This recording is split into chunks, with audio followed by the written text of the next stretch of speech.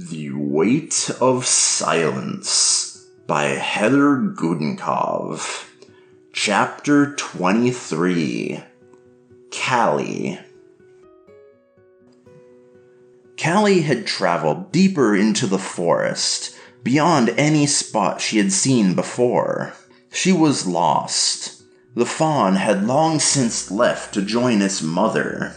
Calli wandered around, trying to get her bearings. The trees here were thick and shielded the sun's rays from her, though the air around remained steamy, heavy with moisture. The trail in front of her led upward, a winding, rocky path that disappeared into a stand of hemlocks. Another trail led downward, she thought to the creek. Her tongue felt oversized and dry. She was so thirsty. She considered going back the way she had come, but dismissed the idea, knowing that Griff was still there somewhere. The muscles in her legs were shaky and tired from running, and a dull hunger had settled in her stomach. Calli scanned the forest around her. She saw the plump red and yellow berries that the cardinals flocked around, but knew she should not eat them. She tried to remember what her mother and Ben had told her about the berries of the forest, what she could eat and what was poisonous. She knew about mulberries, the fat purplish-red berries filled with sweet juice that hung heavily on branches. She could eat those.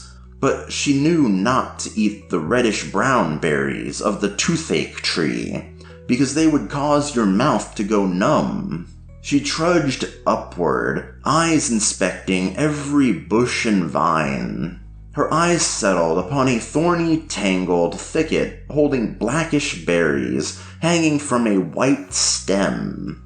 Black raspberries. Calli hungrily plucked them from the twig, their juice bursting out of their skin with her touch, staining her fingers. The sweetness filled her mouth, and she continued picking, fanning mosquitoes away from her find. Her mother had taught her where to find the wild black raspberries, and she and Ben would collect as many as they could in old ice cream buckets, trying not to eat too many. When their buckets were full, they would carry them home to their mother, who would carefully wash them and bake them into pies that she served with homemade ice cream. Calli loved homemade ice cream, and everything that went into making the concoction.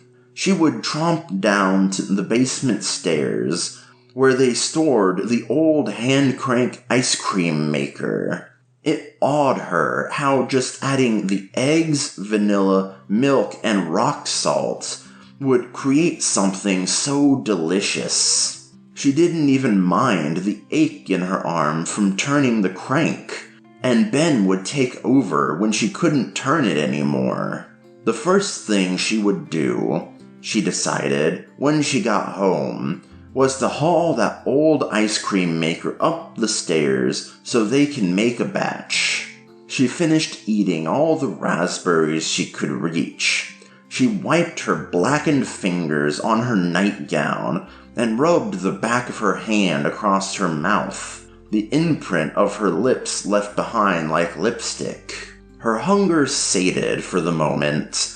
Calli decided to continue her climb upward to the highest point on the bluff. From there, perhaps she could see exactly where she was at and which direction would lead her home.